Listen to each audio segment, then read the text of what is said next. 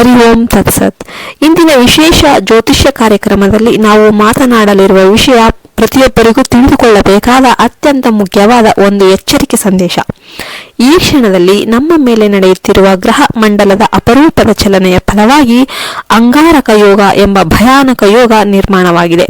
ಜ್ಯೋತಿಷ್ಯ ಪ್ರಕಾರ ಮಂಗಳ ಗ್ರಹವನ್ನು ಅಂಗಾರಕ ಎಂದು ಕರೆಯಲಾಗುತ್ತೆ. ಇದು ಧೈರ್ಯ, ಶಕ್ತಿ, ಕೋಪ ಹಾಗೂ ತುರ್ತು ನಿರ್ಧಾರಗಳ ಪ್ರತೀಕ. ಆದರೆ ಇದರ ಅಸ್ಥಿರ ಮತ್ತು ಹಿಂಸಾ ಒಂದು ಸ್ಥಿತಿಯು ವ್ಯಕ್ತಿಯ ಜೀವನದಲ್ಲಿ ಏಕಾಏಕಿ ತೊಂದರೆಗಳನ್ನ ತಂದೊಡ್ಡಬಲ್ಲದು. ಈಗ ಮಂಗಳ ಮತ್ತು ಚಂದ್ರನ ಅಪಾಯಕಾರಿ ಸಂಯೋಗದಿಂದ ಈ ಅಂಗಾರಕ ಯೋಗ ಉಂಟಾಗಿದೆ. ಇದು ಮುಂದಿನ 28 ದಿನಗಳ ಕಾಲ ಪ್ರಭಾವ ಬೀರುವ ಸಂಭವ. ವಿಶೇಷವಾಗಿ ಈ 5 ರಾಶಿಯವರು ಇಂದಿನಿಂದ ಹೆಚ್ಚಿನ ಕಷ್ಟ ಅನುಭವಿಸಲಿದ್ದಾರೆ. ಮಂಗಳನ ಸ್ವಭಾವ ಬೆಂಕಿಯಂತೆ, ತೀವ್ರ ಚಂದ್ರನ ಒಂದು ಸ್ವಭಾವ ನೀರಿನಂತೆ ಶಾಂತ. ಆದರೆ ಇವೆರಡೂ ಒಂದು ವಿರೋಧಾತ್ಮಕ ಸ್ಥಿತಿಯಲ್ಲಿ ಸೇರಿದಾಗ ಅದು ಉಂಟು ಮಾಡುವ ಒಂದು ಅಲೆಮಾಲಿ ಅಸಹ್ಯವಾಗಿರುತ್ತೆ. ಮನಸ್ಸು ಅಸ್ಥಿರವಾಗುವುದು, ಕೋಪ ಹೆಚ್ಚಾಗುವುದು, ನಿರ್ಧಾರಗಳಲ್ಲಿ ತಪ್ಪು ಉಂಟಾಗುವುದು ಇವು ಸಾಮಾನ್ಯ ಪರಿಣಾಮಗಳು. ಆದರೆ ಕೆಲವು ಜನರಿಗೆ ಇದು ಜೀವನ ಬದಲಿಸುವ ಮಟ್ಟದ ಒಂದು ಸಂಕಷ್ಟವನ್ನ ತಂದುಬಿಡುತ್ತೆ. ಈ ಭಾರಿ ಪ್ರಭಾವಕ್ಕೆ ಒಳಗಾಗುವ ಮೊದಲ ರಾಶಿ ಅಂದ್ರೆ ಮೇಷರಾಶಿ.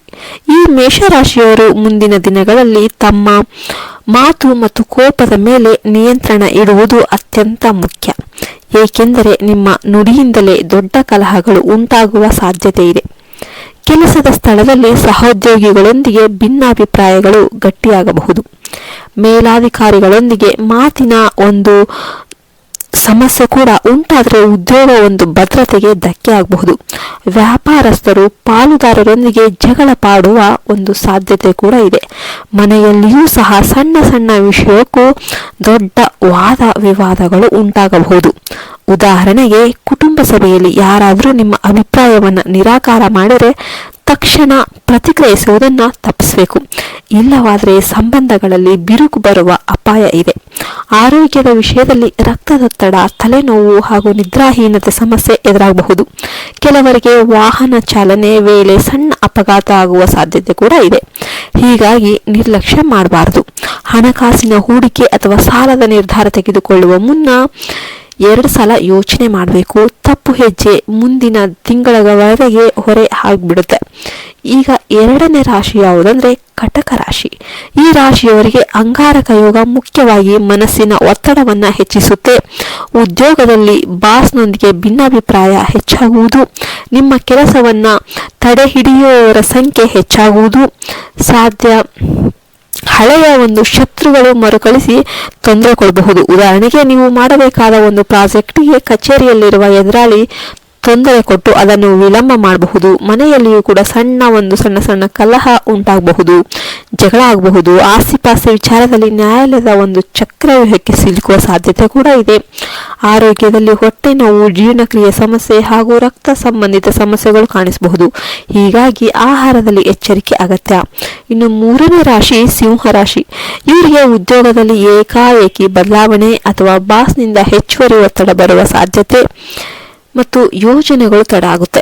ಧನ ಲಾಭ ತಡ ಆಗುತ್ತೆ. ವ್ಯಾಪಾರದಲ್ಲಿ ಪಾಲುದಾರರೊಂದಿಗೆ ನಂಬಿಕೆ ಕಳೆದುಕೊಳ್ತಾರೆ. ಹಳೆಯ ಸಾಲದ ಒತ್ತಡ ಮತ್ತೆ ತಲೆ ಬರುವ ಒಂದು ಸಾಧ್ಯತೆ ಇರುತ್ತೆ.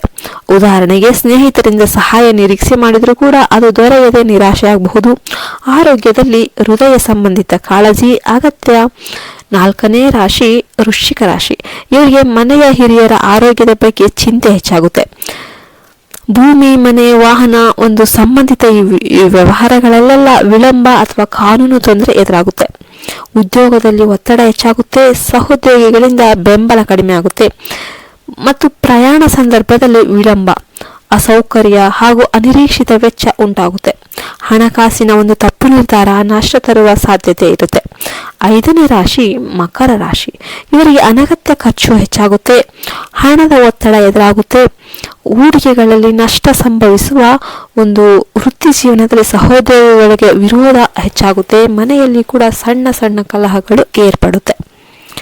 ಆರೋಗ್ಯದಲ್ಲಿ ಅಜೀರ್ಣ ಸಮಸ್ಯೆ, ನರವ್ಯಾಧಿ ತೊಂದರೆ ಎದುರಾಗಬಹುದು. ಈ ಎಲ್ಲ 5 ರಾಶಿಗಳು ಮುಂದಿನ 28 ದಿನಗಳಲ್ಲಿ ವಿಶೇಷ ಎಚ್ಚರಿಕೆ ವಹಿಸಬೇಕು. ಕೋಪ ನಿಯಂತ್ರಣ ಮತ್ತು ಸಹನೆ ಹಾಗೂ ಮನಸ್ಸಿನ ಶಾಂತಿ ಕಾಪಾಡುವುದು ಮುಖ್ಯ. ಈಗ ಪರಿಹಾರಗಳ ಬಗ್ಗೆ ಮಾತನಾಡೋಣ. ಪ್ರತಿದಿನ ಬೆಳಿಗ್ಗೆ ಹನುಮಾನ್ ಚಾಲಿಸವನ್ನ ಪಠಿಸುವುದು ತುಂಬ ಒಳ್ಳೆಯದು. ಮಂಗಳವಾರದಂದು ಕೆಂಪು ಹೂಗಳಿಂದ ಹನುಮಂತನಿಗೆ ಪೂಜೆ ಮಾಡಬೇಕು. ಮಂಗಳ ಗ್ರಹದ ಮಂತ್ರಗಳನ್ನು ಜಪಿಸುವುದು, ಮಂಗಳವಾರ ಹಾಗೂ ಶನಿವಾರ ಉಪವಾಸ ವ್ರತ ಆಚರಿಸುವುದು, ಶನಿವಾರ ಶನೀಶ್ವರನಿಗೆ ಎಣ್ಣೆ ದೀಪ ಹಚ್ಚುವುದು, ಕೆಂಪು ಬಟ್ಟೆ ಧರಿಸುವುದು ಹಾಗೂ ರಕ್ತದಾನ ಮಾಡುವುದು ಶ್ರೇಷ್ಠ. ಅಂಗಾರಕ ಯೋಗದ ಪ್ರಭಾವ ಕಡಿಮೆ ಮಾಡಲು ಮನೆಯಲ್ಲಿ ಕೆಂಪು ಚಂದನ ಕುಂಕುಮ ಉಪಯೋಗಿಸಿ ಪೂಜೆ ಮಾಡೋದು, ಕೆಂಪು ಹಣ್ಣು ಹೂವು ಹನುಮಂತನಿಗೆ ಅರ್ಪಣೆ ಮಾಡೋದು, ಅನಗತ್ಯ ಪ್ರಯಾಣವನ್ನು ತಪ್ಪಿಸಬೇಕು. ಇನ್ನು ಹೊಸ ಸಾಲ ತೆಗೆದುಕೊಳ್ಳದೆ ಇರುವುದು ಒಳಿತು. ಹಣಕಾಸು ವ್ಯವಹಾರಗಳಲ್ಲಿ ಹೆಚ್ಚಿನ ಎಚ್ಚರಿಕೆ ವಹಿಸುವುದು ಮತ್ತು ಮನೆತನಗಳೊಂದಿಗೆ ಒಟ್ಟಾಗಿ ಪ್ರಾರ್ಥನೆ ಮಾಡೋದು, ಧಾರ್ಮಿಕ ಗ್ರಂಥ ಪಠಣ, ಧ್ಯಾನ, ಭಜನೆ ಮಾಡೋದು ಮನಸ್ಸಿಗೆ ಶಾಂತಿ ನೀಡುತ್ತೆ. ಕಷ್ಟದ ಸಮಯದಲ್ಲಿ ಧೈರ್ಯ, ವಿಶ್ವಾಸ ಮತ್ತು ಭಕ್ತಿ ಅತ್ಯಂತ ಶಕ್ತಿಯುತ ಆಯುಧಗಳು. ದೇವರು ಎಲ್ಲರಿಗೂ ಕಾಪಾಡಲಿ.